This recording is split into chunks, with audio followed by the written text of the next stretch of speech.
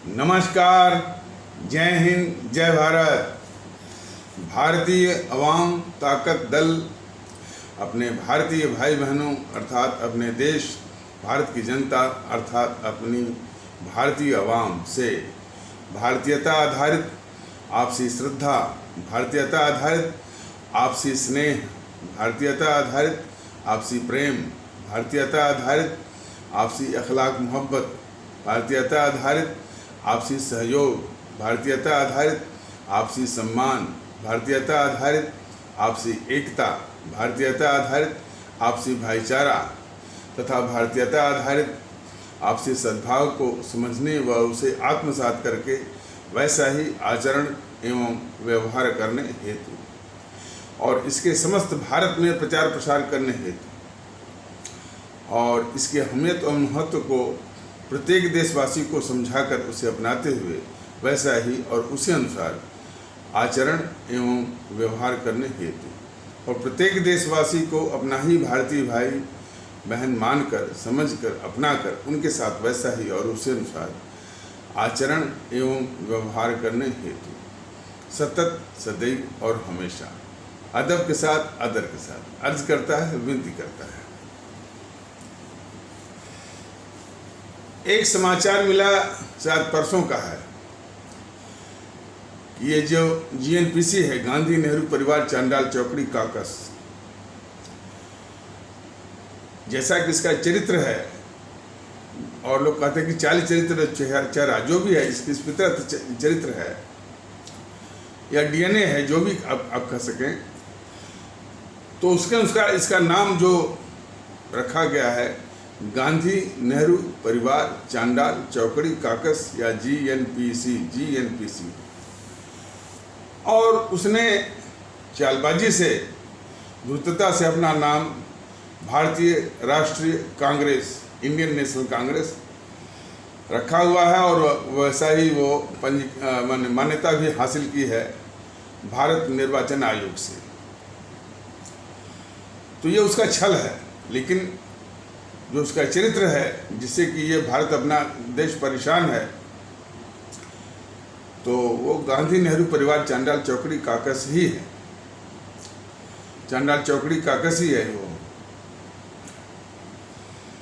तो वो उसके विषय में ये सुना गया कि वो परसों करे कि वो तालिबान से बात करे। तालिबान एक सबसे क्रूर और सबसे निर्मम और विश्वीय ग्लोबल टेररिज्म का एक नमूना है और उसी के बूते उसने एक देश पर कब्जा किया हुआ है। हालांकि वहाँ भी अभी शांति नहीं है, वहाँ भी अभी संघर्ष जारी है। उसको हटाने के लिए और भी लोग संगठित हो रहे हैं। तब तक ये जो है कह रही है जीएनपीसी, गांधी नेहरू परिवार चांडाल चौकड़ी काकस, कि उससे बात की जाए। देश को नहीं भूलना चाहिए कि यह वही जीएनपीसी है जब पाकिस्तान प्रायोजित आतंकवादी अगर हमारे देश में हमारे मासूम भारतीय भाई बहनों की हत्या करते थे, तो ये जीएनपीसी वाले कहते थे कि हम पाकिस्तान से बात कर रहे हैं। कहीं कोई छिटपुट यदि दबाव पड़ा कि भाई आप उससे बात करने से क्या फायदा, तो ये अपने ही देश के लोगों को डरवाते थे कि वह भी न्यूक्लियर पावर है, इसलिए बड़ी संभल के बात करनी है उससे। हमेशा देश को ये डरवाते रहे। तो खैर मोदी जी के आने से माने वो डर की बात नहीं है और वो जो कंगाल पाकिस्तान है उसे क्या डरना और क्या वो न्यूक्लियर पावर का यूज़ करेगा। तो लेकिन ये बराबर वो पाकिस्तान अपने आतंकवादियों के द्वारा हमारे भारतीय भाई बहनों की हत्या करवाता था और ये जीएनपीसी बोलते थे कि हम उससे बात कर रहे हैं जो है, तो कोई आतंकवादी बात करने से वो हत्या करना वो छोड़ देगा। तो ऐसे करते करते इसने 50,000, जिसमें कि हमारे नागरिक भी हैं, सुरक्षाकर्मी भी हैं और सरकारी कर्मचारी भी हैं, इतनी की हत्या ये करवाई ये JNPC। तो ये देश की जो बताया जा रहा है, तो ये देश की सबसे गद्दार और सबसे बड़ी देशद्रोही और सबसे खतरनाक, सबसे घातक ये दुश्मन है अपने देश की, ये JNPC। तो यदि वो बात माने इस तालिबान से बात करने की बात कर रही है तो इसमें कोई आश्चर्य की बात नहीं है। आश्चर्य सिर्फ यही है कि अभी भी हमारे भारत में उसको कहाँ से समर्थन मिल रहा है। तो वो जगहें, वो पॉकेट्स, वो कुनबे, वो सेक्टर्स को की पहचान करनी है कि कहाँ से अभी भी इस गद्दार को, इस देश के दुश्मन को अभी भी वोट मिल रहा है, समर्थन मिल रहा है। वहाँ पर अपने भारतीय भाई बहनों को जागृत करना है। यदि उत्तर प्रदेश की बात करें, जिसमें कि लोग कहते हैं कि यहाँ पर कांग्रेस मर गई है, लेकिन कुछ ऐसे माने वो जगहें हैं जहाँ पर अभी भी इस देश की सबसे बड़ी दुश्मन पार्टी को समर्थन मिल रहा है। तो वैसे भारतीय अवाम ताकत दल ये जाति के आधार पर पहचान, जाति के आधार पर कोई वर्णन, डिस्क्रिप्शन उसके सर्वथा विरुद्ध है। लेकिन चूंकि अभी बीमारी ये पड़ी हुई है, तो जब भी इसके इलाज की बात आएगी तो उस बीमारी का नाम लेना मजबूरी रहेगी, व्यवस्था रहेगी। तो कहना जो है अतिशयोक्त नहीं होगा कि उत्तर प्रदेश के ब्राह्मण और ठाकुर और मुसलमान, कुछ मुसलमान, यही लोग अब उसके समर्थक रह गए। अब ये जरूर है कि भारतीय जनता दल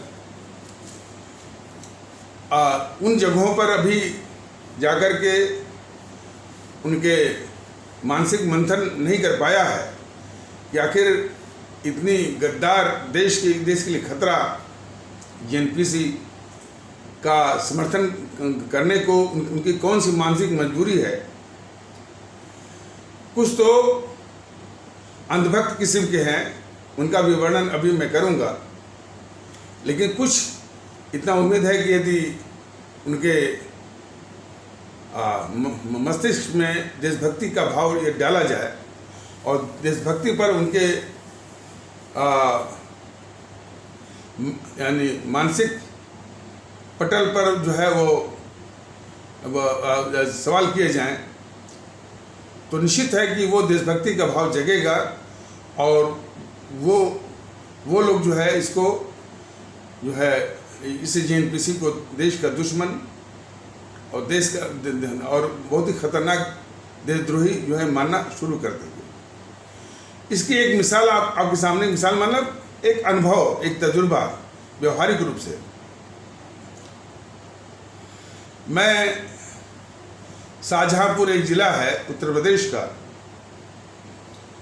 तो वहाँ से खीरी ज़िले में जाना था। तो रात के 11 बजे थे, तो एक कोई अवस्थी करके थे, तो वहाँ पर एक हथौड़ा चौक करके पड़ता है और वहीं से रास्ता जाता है वहाँ के लिए, खीरी के लिए। तो और इसके पहले एक पुलिस वाले मिला था कि साहब हमको ले चलिए। तो हमने अपने कार्यकर्ताओं से कहा कि रात के 11 बजे और वो भी पुलिस के भेष में, और पता नहीं कौन किसके भेष में है, ये संदेहास्पद बात है। तो लोगों ने कहा कि नहीं साहब बिठा लीजिए, कोई ऐसी बात नहीं है। तो खैर वो जो पुलिस कर्मी थे उनको बिठा लिया गया। इसके बाद वही आए जो अवस्थी जी आए, तो बोले कि हमको भी जाना है। तो क्या कहाँ जाना है? तो क्या क्या खीरी जाना है। चलिए कोई बात नहीं है। तो जो अवस्थी जी थे तो पता चला कि वो आरएसएस के समर्थक हैं। और फिर चूँकि हम एक जब भी मौका मिलता है तो राजनीतिक चेतना जगाने की कोशिश मैं करता ही हूँ, तो उनसे वार्तालाप होने लगी। और खीरी आते आते लखीमपुर खीरी, मैंने उसको वहाँ के स्थानीय लोग लखीमपुर खीरी कहते हैं, और सरकारी अभिलेख में खीरी है, और कुछ लोग लखीमपुर भी कहते हैं। देखिए ये भी विडंबना है। और एक लखीमपुर जिला करके है जो कि आसाम में है। तो इतने तथ्य जानना जरूरी है। लखीमपुर करके जिला एक आसाम में है। लखीमपुर खीरी लोग माने उसके ऊपर माने कि जो कि उसके बाहर, उस जिले के बाहर के लोग लखीमपुर खीरी जानते हैं, और वहाँ के लोग बस लखीमपुर जानते हैं, जबकि सरकारी अभिलेख में खीरी नाम से है। तो इसलिए मैं खीरी ही कह रहा हूँ, ताकि जो सरकारी अभिलेख में है। तो खीरी आते आते वो जो अवस्थी जी थे जो कि आरएसएस के समर्थक थे, क्योंकि कई दृष्टिकोणों से उनसे बहस हुई, उनको समझाया गया, उनसे सवालात पूछे गए, देश के परिप्रेक्ष्य में सवालात पूछे गए। उन्होंने स्वतः इस बात को माना, कबूला, कहा कि सर बिल्कुल आप सही कर रहे हैं कि जो लोग भी इस जेएनपीसी को वोट कर रहे हैं वो किसी गद्दार से कम नहीं है। एक साधारण मतलब कि साधारण जो है एक भारतीय भाई हमारा, या भारतीय भाई, वो इस बात को खुलेआम कहा कि अभी भी जो लोग जेएनपीसी को वोट कर रहे हैं वो किसी गद्दार से कम नहीं है। ये पक्का अनुभव था अवस्थी जी का, जो कि वो खीरी के रहने वाले थे। तो भारतीय जनता दल को पूरा विश्वास है कि जब भारतीय जनता दल लोगों के बीच में जाकर के हमारे ठाकुर या राजपूत या क्षत्रिय कहे जाने वाले भारतीय भाई बहनों में इस तरह का भाव जगाएगा, और तो वो लोग भी मानेंगे कि इस जेएनपीसी को वोट करना देश के साथ गद्दारी है। इस स्तर का भाव जगाने की आवश्यकता है। हमारे ब्राह्मण कहे जाने वाले आदरणीय भारतीय भाई बहनों में भी जब ये भाव जगाया जाएगा देशभक्ति का, जैसा कि वो अवस्थी जी ब्राह्मणी थे और आरएसएस के समर्थक थे, लेकिन जब ये सारी बातें देश के संबंध में उनके सामने रखी गई तो स्वतः वो कहने को विवश हुए कि नहीं सर आप बिल्कुल सही कर रहे हैं, इस कांग्रेस को वोट करना देश के साथ गद्दारी है। और यही विश्वास, जैसा कि बताया गया कि अभी सिर्फ 3 ही तबके से इस कांग्रेस को समर्थन है। एक माने ठाकुर या राजपूत या क्षत्रिय या ब्राह्मण और मुसलमान। उसी प्रकार हमारे इस्लाम आस्था वाले भारतीय भाई बहन या मुसलमान ही कर लीजिए, तो वो जो आदरणीय भारतीय भाई बहनों का तबका है, मुसलमान कहे जाने वाले या इस्लाम आस्था वाले हमारे आदरणीय भारतीय भाई बहन, उनके सामने भी इस तरह से अपने देश की अहमियत, मुल्क की अहमियत वाले सवालात के साथ उनसे बात की जाए, और देशभक्ति का जज्बा हर एक में किसी न किसी कोने, मन के किसी न किसी कोने में वो दबा पड़ा है। बस उसको उभारने की जरूरत है, उसको जगाने की जरूरत है। तो हमारे इस्लाम आस्था वाले भारतीय भाई बहन, मतलब जिनको आप यानी परंपरागत या बोलचाल की भाषा में मुसलमान कहते हैं, उनके सामने भी यदि यदि मुल्क की अहमियत और मुल्क की सलामती और हिफाजत की बातों के साथ जो सारी चीज़ें रखी जाएं, वो लोग भी स्वतः कह बैठेंगे कि वाकई इस जेएनपीसी को या कांग्रेस को वोट देना मुल्क के साथ गद्दारी है।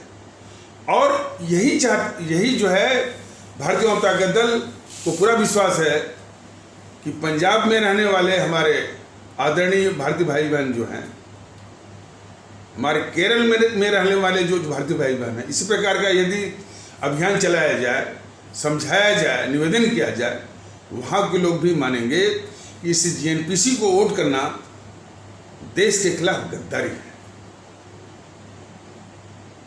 केरल के भी जो भारतीय भाई बहन हैं, उनसे भी निवेदन किया जाए, उनको भी समझाया जाए, उनको भी देश की अहमियत, मुल्क की अहमियत, मुल्क की सलामती और हमारा ये देश मजबूत कैसे बनेगा, ये सारी बातें ये बताई जाएं, तो वो लोग भी ये जरूर स्वतः मानेंगे, स्पॉन्टेनियसली इस बात को कंसीड करेंगे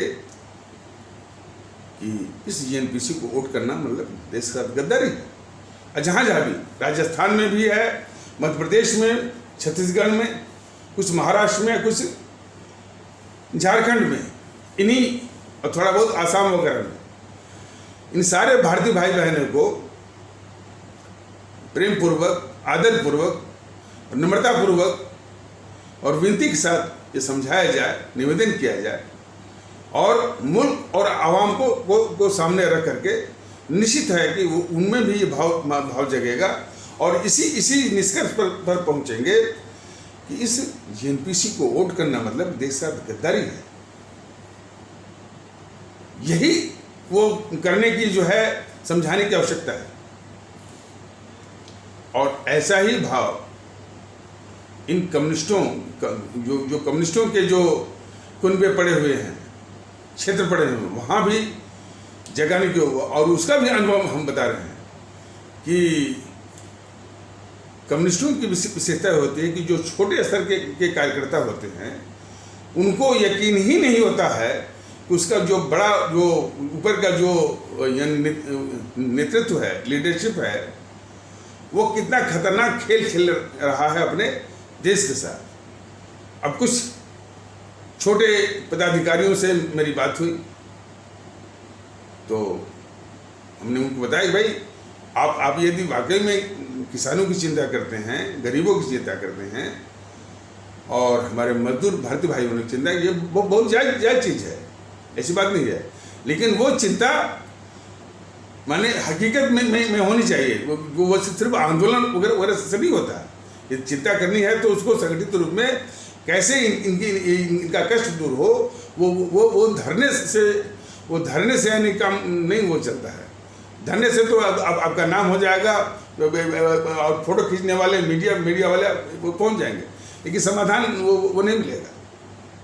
समाधान तब मिलेगा कि इस तरह की नीति बनाइए, सबको साथ में लीजिए, हो सके अपना वो रिप्रेजेंटेशन बढ़ाइए और एमएलए की संख्या बढ़नी चाहिए, सरकार बनाइए, सरकार बना करके उनके लिए उनके जो है वो नीतियाँ और तब उनको राहत दीजिए, वो हो जाएगा। लेकिन धरने पर बैठ करके लाल झंडा ले करके इससे उनको राहत नहीं मिलने वाली है। तो इस बात को वो भी माने कि नहीं सर, आप बिल्कुल ठीक करें, मतलब कि यदि उनके प्रति चिंता है तो उनकी चिंता का चिंता की ईमानदारी यही कहती है कि उनके दुखों के निवारण के प्रति जो है वो सजग होइए और सचेत होइए और संवेदनशील होइए। तो बात करते करते जब ये आएगी भाई कि ये कम्युनिस्ट का ये चरित्र है, बहुत ही खतरनाक है। ये कम्युनिस्ट जो है चीन की फंडिंग पर चीन के एजेंडे को चलाता है। जब मैंने बताया कि चीन की फंडिंग में उसको पैसे मिलते हैं और चीन का एजेंडा क्या है, भारत को अंदर से कमजोर करना। भारत अंदर से कमजोर कैसे होगा कि जितना ही भेद विभेद फैला रहेगा समाज में, उतना ही यह देश कमजोर रहेगा। जात के आधार पर तो बिखरा हुआ ही है, सांप्रदायिकता का जहर फैला हुआ ही है, भाषाई कट्टरता, प्रांतीय कट्टरता अपने आप है। बस इसी को हवा जो है वो देते रहना है, इसको कभी शांत नहीं होने देना है। यही चीन चाहता है, और यही चीन जो है अपने इसे जो कम्युनिस्ट पार्टी जो कम्युनिस्ट वाले हैं, वाम दल वाले, वामपंथी हमारे देश, इनके जरिए ही करवा रहा है। हाँ, ये इन सब ने क्या किया है, ये सब काम करते हैं, यानी जातिवाद भी चलाते हैं, सांप्रदायिकता भी करते हैं, और भाषाई कट्टरता, प्रांतीय कट्टरता, क्षेत्रीय और क्षेत्रीय कट्टरता, समूह की कट्टरता, ये सब करते हैं। लेकिन सबके ऊपर जो एक उनका जो कवर है, जो आवरण जो ओढ़े हुए हैं, वो है सेकुलरिज्म, धर्म निरपेक्षता का एक आवरण जो है वो ओढ़े हुए हैं। तो इसके पहले भी बताया गया था कि सेकुलरिज्म जो है यह देश के लिए सबसे बड़ा अभिशाप बन गया है। जितने भी इस तरह के देश के दुश्मन हैं और विदेशों से पैसा ले करके जो है अपने ही देश के खिलाफ, अब ये कम्युनिस्ट वाले यही खाते हैं और यहीं के सारे व्यवस्थाओं का उपयोग भी करते हैं। सारे नागरिक अधिकार, सारे संवैधानिक अधिकार सबको उपयोग कर लें, लेकिन इनकी वफादारी चीन के प्रति होती थी। चीन के पैसे लेकर के भारत के खिलाफ ये हमेशा ये सर के भारत को अंदर से कमजोर करना। और मुद्दे क्या उठाते हैं? मुद्दे क्या उठाते हैं? हम गरीबों के लिए, हम अल्पसंख्यकों के लिए,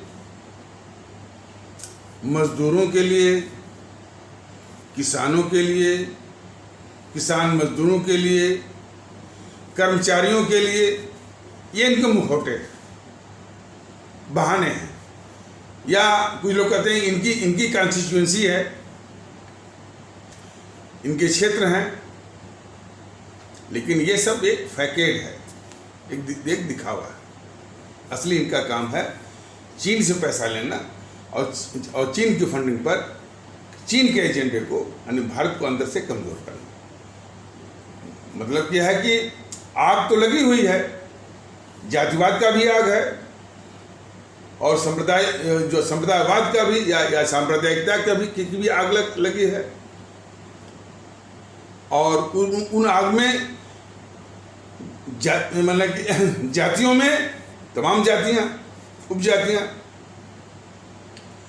और भाषावाद, प्रांतवाद तो खैर है ही, समूहवाद, क्षेत्रवाद अलग से तो पहले से है। बस ये आग बुझने न पाए, ठंडी न होने पाए, बस इसको ये हवा वो देते रहते हैं, सेकुलरिज्म का आवरण पहने हुए। और एक चीज और है इनसे खतरा, ये हिंसक भी है। हिंसा भी अपने जो प्रतिद्वंदी होता है उसके खिलाफ हिंसा भी चलाते हैं। अपने 38 साल के लगातार शासन पश्चिम बंगाल में इन्होंने 50,000 लोगों को मरवाया है। केरल में भी जो है राजनीतिक हिंसा जारी है।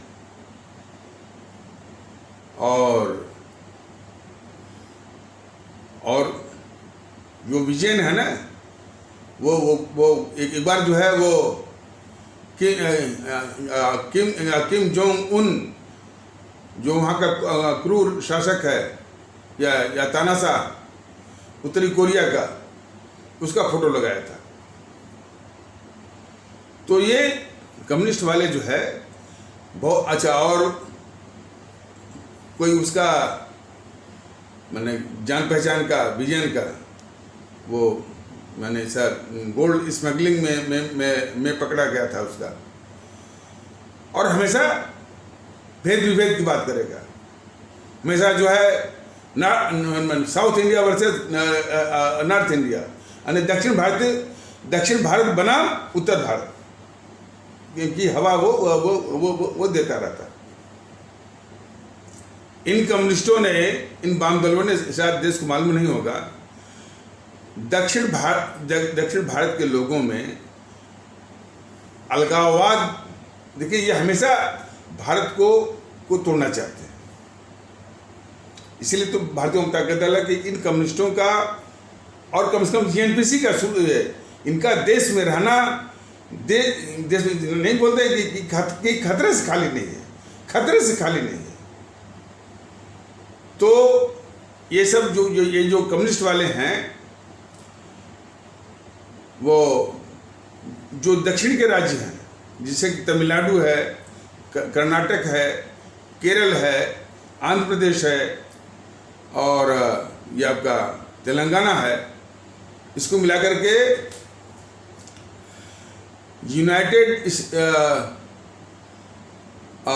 यूनाइटेड सदर्न स्टेट्स का एक संगठन वो बना रहे थे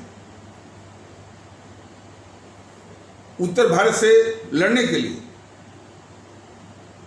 ये वो माने इतने खतरनाक किस्म है, हर तरह से भारत को बिखेरा जाए। लेकिन सबके ऊपर जो ये मोदी बैठे हैं, ये सबसे खतरनाक आदमी है। ये सारी खतरनाक ताकतों को ये पालने वाले हैं। बीजेपी, सारा कष्ट इस देश को बीजेपी से है। बीजेपी को सब पता है जो मैं बता रहा हूँ। ऐसा नहीं कि मेरे पास तो साधन भी नहीं है और मैं सिस्टम पर भी नहीं हूँ, मैं सरकार भी नहीं हूँ।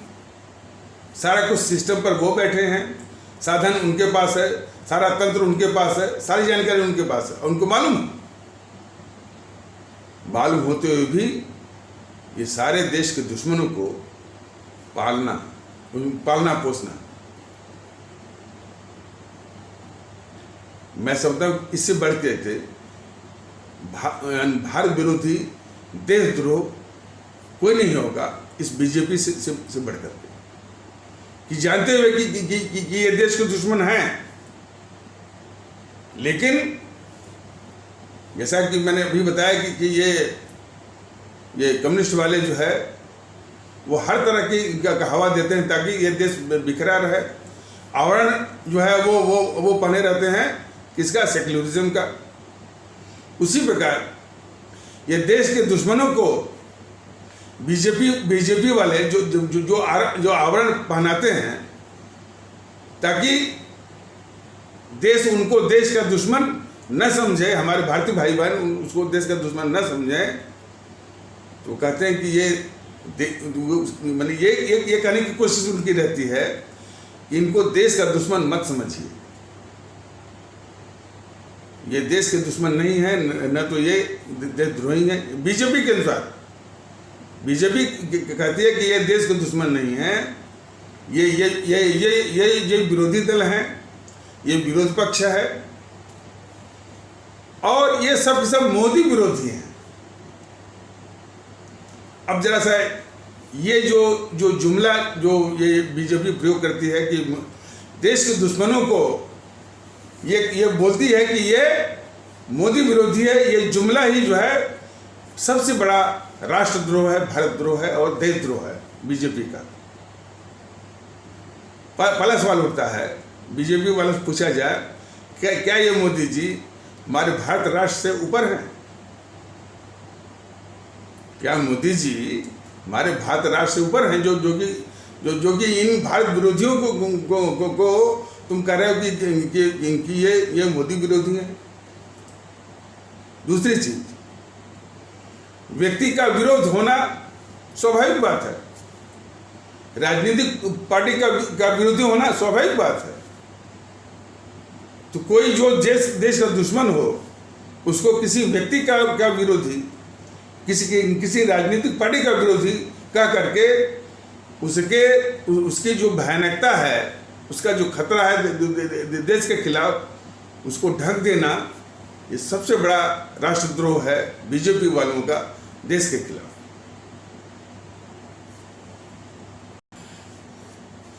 और इस सातिराना बीजेपी का ये सातिराना जो साजिश है, इसका उपयोग जो है वो देश के दुश्मन वाले संगठन करते हैं।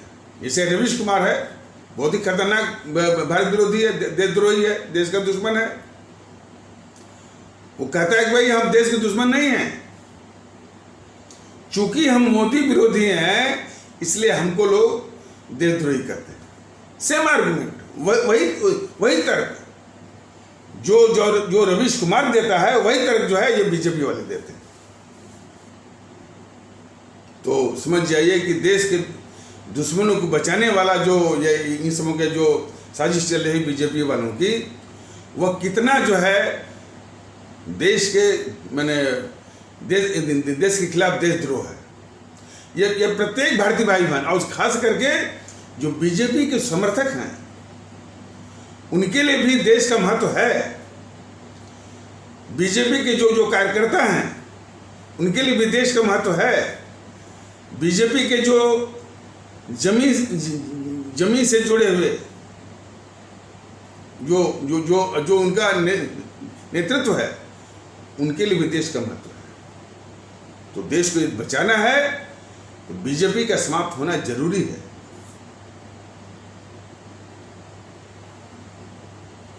तो ये दोनों बोलते हैं, अरे इतना खतरनाक ये राहुल जो है हमेशा देश के साथ गद्दारी करता रहता है, उसको बचाने की साजिश जरा देखिए।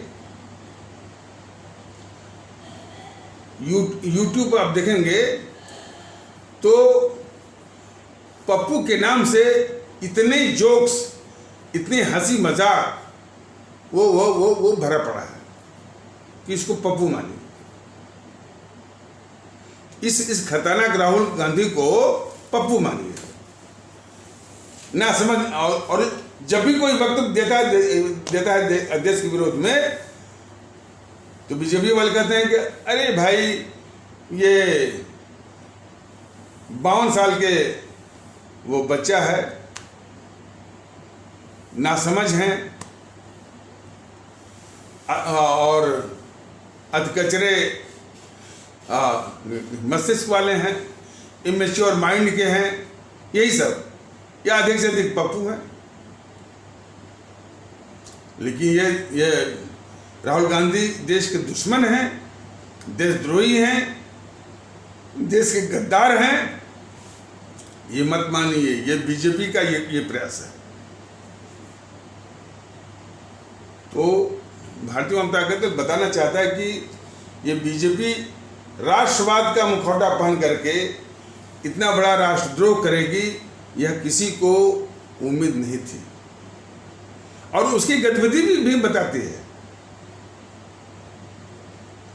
आप देखिए, कृषि कानून को ले लीजिए, कृषि कानून में ये स्पष्ट था कि भाई इस तरह की साजिशें चल रही हैं, तमाम अफवाह झूठ ये फैलाए जा रहे हैं, खास करके हमारे पंजाब के जो भारतीय भाई बहनों के बीच में कि ये मोदी सब कुछ बेच दिया, रेलवे, एयरलाइंस, इंश्योरेंस, इसे सब कुछ बेच दिया। अब जो है जो किसानों की जो जमीन है वहाँ की, पंजाब के किसानों की वो भी बेचने जा रहा है। इस तरह का झूठ जो है ये कम्युनिस्ट वाले और जीएनपीसी के लोग फैला रहे थे। ये पता था, ये बीजेपी को और हमारे मोदी जी को पता था, लेकिन उन्होंने पूरा मौका दिया। और सवाल इस बात का है कि यदि कोई भी यानी देश के प्रति थोड़ी संवेदना होती और देशभक्ति का भाव होता तो तुरंत वहीं पर जो है जिसको अंग्रेजी में कहते हैं निपिंग एट द बड, वहीं पर जो है वो कुतर दिया होता। ये पूरा मौका दिया है कि वो झूठ और अफवाह फैला करके हमारे जो पंजाब के हमारे किसान भारतीय भाई बहन हैं उनके दिमाग में वो जहर भरे। फिर वो भड़क गए। फिर आकर के वो इनको मालूम था कि वो भड़का करके सब लेते हैं कि सब और पूरा ट्रैक्टर मटर लेकर आकर पूरा जाम कर दिया, और उसमें किसान थे भी नहीं। वो जो रियल किसान हैं, जो वास्तविक किसान, वो तो थे भी नहीं। वो एक सिर्फ मुखौटा भर था किसानों का। आज भी टिकैत क्या है? टिकैत की भाषा जो है वो आतंकवादियों की भाषा होती है उसकी। तो वो मुखौटा भर था, उसके पीछे जो शक्तियां लगी हुई थी, जीएनपीसी, वाम दल और भी जो है भारत विरोधी। और यही नहीं, उसके साथ जो अंतर्राष्ट्रीय स्तर की जो भारत विरोधी ताकतें, खालिस्तानी आतंकवादी, और इसके बाद ये टिकैत मिकैत सब बोलते हैं, टिकैत और ये सब जीएनपीसी वाले, वाम दल वाले, सपा वाले, बसपा वाले बोलते थे कि अरे किसानों को आप जो है खालिस्तानी बोलते हैं। ये बीजेपी वाले समझा नहीं पाए कि भाई मैंने जो भारतीय ताकत बता रहा है कि भाई ये मुखौटा भरा है, किसान कहाँ है? वो तो खुद ही खालिस्तानी है। और यही नहीं, इस आंदोलन से जब सारी सड़कें दिल्ली के चारों ओर जाम हो गई, तो दिल्ली के लोगों का नरक, दिल्ली के लोगों का जो भारतीय भाई बहन है उनका जीवन नारकी हो गया। न वो जा सकते थे, न आ सकते थे, न कहीं नौकरी के लिए भी या और किसी काम के लिए। दिल्ली के आसपास जो छोटे मोटे जो किसान थे, जो कि सब्जी उब्जी उगा करके दिल्ली की मंडियों में बेच करके अपने परिवार का गुजारा करते थे, उनका भी धंधा वो चौपट हो गया। जितने छोटी छोटी फैक्ट्रियाँ थीं और आवागमन रुकने से वो बंद हो गई। कितने मजदूर भारतीय भाई बहन जिनके रोजगार बंद हो गए, सकते में आ गए। ये सब ये मोदी जो है ये करवाते रहे, प्रधानमंत्री होकर के। तो ये तो है। और जब जो 26 जनवरी के आसपास जो मैंने सब हिंसा की है, 26 जनवरी के दिन अपने ही पुलिस, मैंने दिल्ली पुलिस 500 दिल्ली पुलिस को पिटवा दिया मोदी जी ने। घायल हो गए, अस्पतालों में उनका इलाज अभी भी शायद वो चल रहा होगा। और इन आतंकवादियों के द्वारा, यानी वो आतंकवादी थे, तो हमारा जो राष्ट्रीय गौरव है लाल किला, उस पर ये आतंकवादी चढ़ गए और हमारा जो राष्ट्रीय ध्वज है, जो हमारे गौरव का प्रतीक है, राष्ट्रीय गौरव का प्रतीक है, उसको उतार करके आतंकवादी झंडा लग गया। देश जो है शर्मसार हो गया। और ऐसी घटना जो है आज तक जो है पूरे आज़ाद भारत के इतिहास में कभी भी नहीं हुई। तो इसलिए अब बाद में साफ बचा लिए गए ये मोदी जी, इन जीएनपीसी को भी, वाम दलों वाम दल सबको।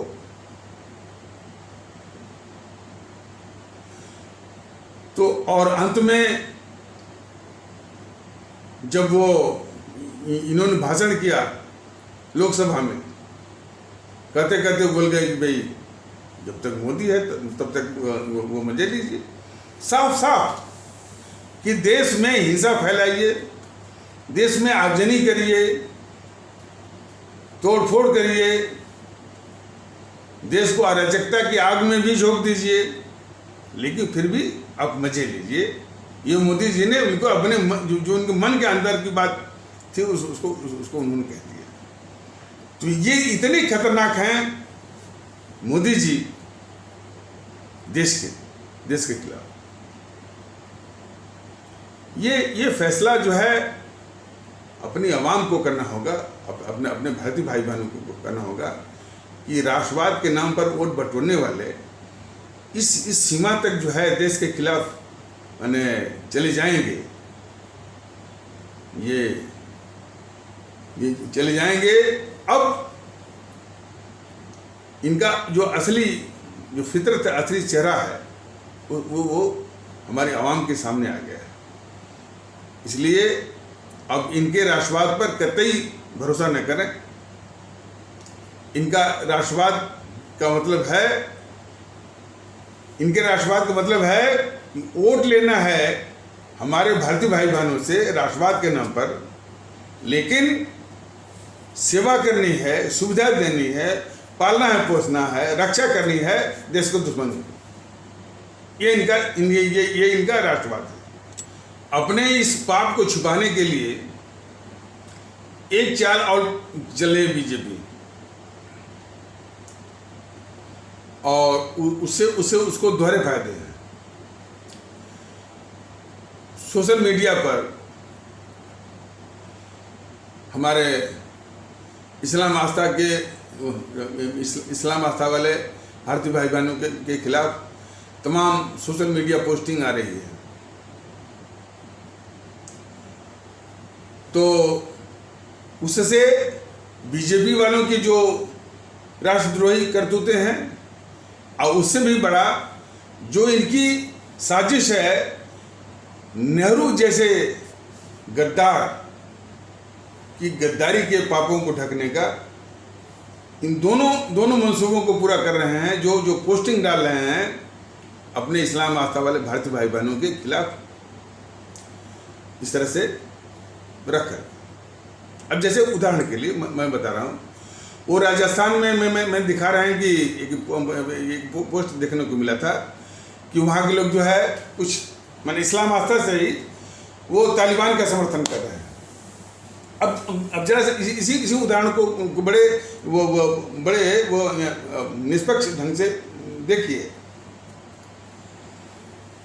यदि कोई राष्ट्र के प्रति समर्पित होता, राष्ट्र के प्रति संवेदनशील होता, तो एक सेकंड में गहलोत की सरकार को बर्खास्त कर देता,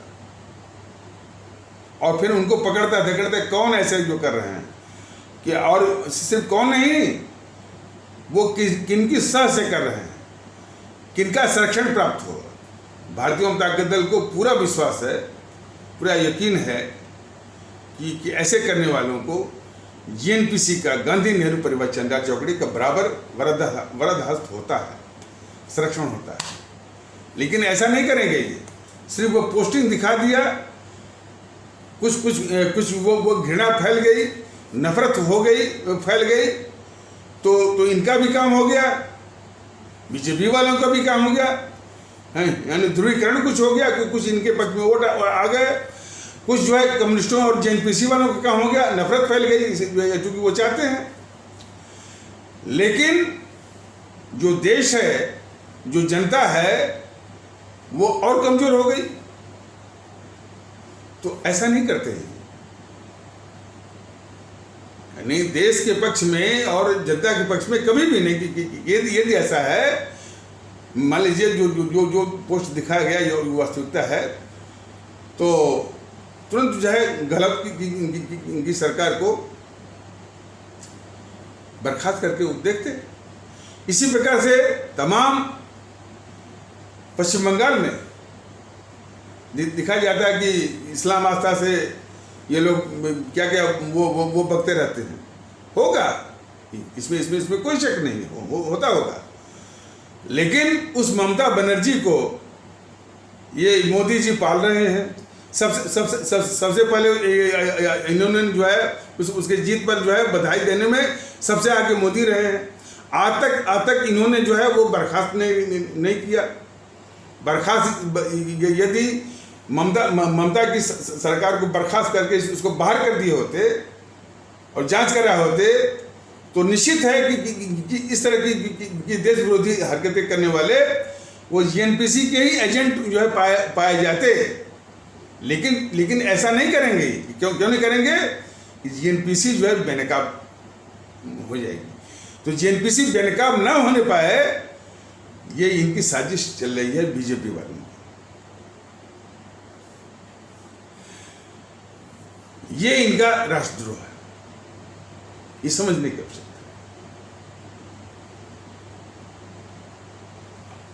हमारे जितने भी आदरणीय भारतीय भाई बहन बड़े बड़े बहुत निष्पक्ष ढंग से देखें कि सारे अपराध सारी जो है इसे जेएनपीसी ने करवाया, लेकिन थोड़ा बहुत इधर उधर करके जेएनपीसी को, राहुल को, सोनिया को, प्रियंका को किस तरह से बचा रहे हैं, चल रहा उनका धंधा। उधर जेएनपीसी दूसरी ओर बेताब है सत्ता पर वापस आने के लिए।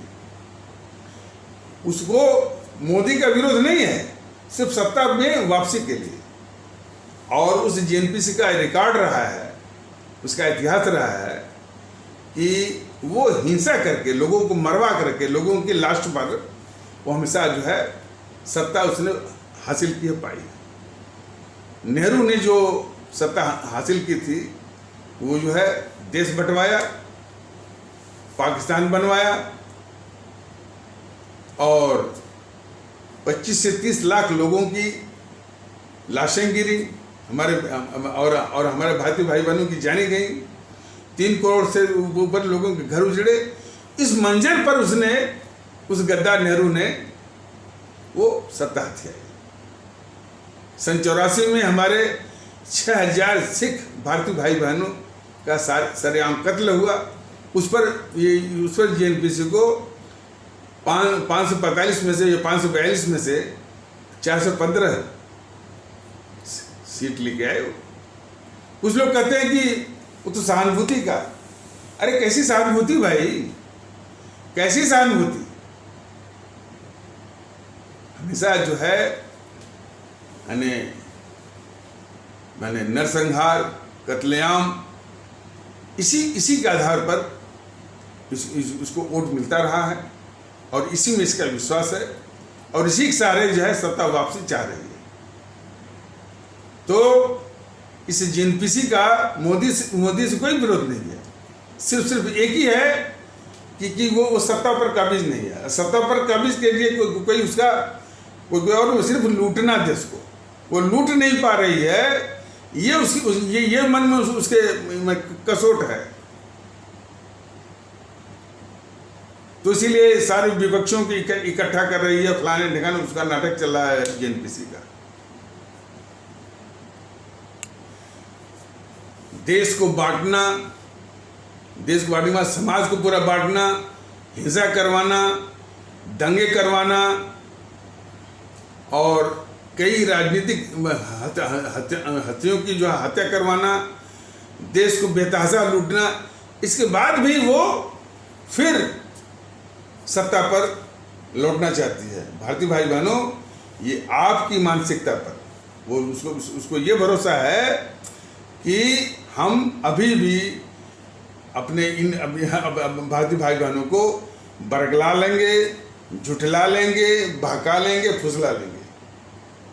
इसलिए भारतीय जनता दल कहता है कि अब इन सबों के किसी भी बहकावे में नहीं आना है। बस एक ही नज़र से इनको जानिए, ये देश के बड़े खतरनाक दुश्मन हैं, अपनी आवाम के दुश्मन हैं और इनका जो इतिहास और करतूत रहा है हमेशा देश के दुश्मनी का रहा है।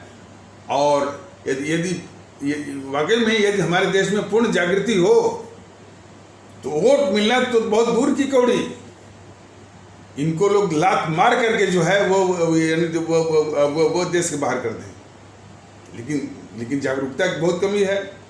जागरूकता के साथ साथ जो है इसने इस तरह के वातावरण जो पैदा किया हुआ है जेएनपीसी ने। वातावरण क्या है कि औसतन हमारा जो भारतीय भाई बहन है वो व्यक्तिगत स्वार्थ का बिल्कुल घनघोर शिकार है ये, और व्यक्तिगत स्वार्थ के प्रति ही जो है वो संवेदनशील होता है। कुछ परिस्थितियां भी हैं, नहीं इस तरह का सिस्टम, इस तरह की परिस्थितियां, इस तरह के जो है सर्कमस्टांसेस उसके ऊपर लादा हो गया है, वो भी उसके लिए जिम्मेदार है। इसलिए उसने जानबूझ कर ऐसी परिस्थितियां उसने पैदा की हैं।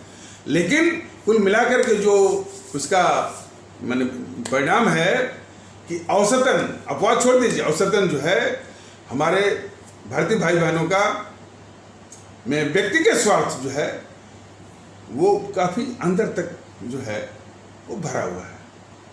ये उसके जीत का सबसे बड़ा आधार है। जीएनपीसी हो, वामदल हो, चाहे सपा हो, बसपा हो, उनके विजय का जो है सबसे बड़ा आधार है कि औसतन जो भारतीय भाई बहन में जो व्यक्तिगत स्वार्थ का रोग जो भरा हुआ है इसका। इसलिए भारतीय भाई बहनों से निवेदन है कि व्यक्तिगत स्वार्थ को त्याग करके समाज के हित की बात सोचिए, देश के हित की बात सोचिए और उस मानसिकता से बाहर आइए। समाज के हित में अपना हित है, इस तरह की मानसिकता विकसित करनी होगी। देश के हित में अपना हित है, ऐसी मानसिकता वो विकसित करनी होगी और व्यक्तिगत स्वार्थ को त्यागना होगा। तभी ये समाज बचेगा, तभी ये देश बचेगा। आज समाज और देश के वर्चस्व से नहीं बल्कि अस्तित्व की लड़ाई है और इसलिए हमेशा वो भगत सिंह को याद करिए, हमारे शहीद आजम भगत सिंह को, इन काले अंग्रेजों को, इन देश के दुश्मनों को पहचानिए।